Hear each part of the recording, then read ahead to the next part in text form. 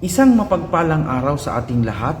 Ang ating gospel reading sa araw na ito ay mula sa Mark chapter 1 verses 40 to 45. Ito yung encounter ni Jesus sa isang lalaki na may sakit na leprosy or ketong.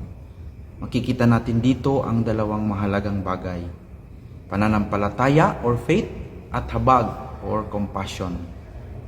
Ang ketungin ay lumapit kay Jesus ng may buong pagtitiwala. At sabi niya sa verse 40, "If you want to, you can make me clean." Hindi siya nag-utos kundi sumuko siya sa kalooban ng Diyos. At si Jesus naman, na puno ng kompasyon, ay hindi nandidiri o lumayo. Sa halip, hinawakan niya ang lalaki at pinagaling ito. Ano ang hamon nito sa atin? Mayroon ba tayong spiritual leprosy sa ating buhay? Mga kasalanan or insecurities? Kahinaan na nagpapalayo sa atin sa Diyos at sa iba? Huwag tayong matakot lumapit kay Jesus. He is willing and ready to touch our lives and make us whole again.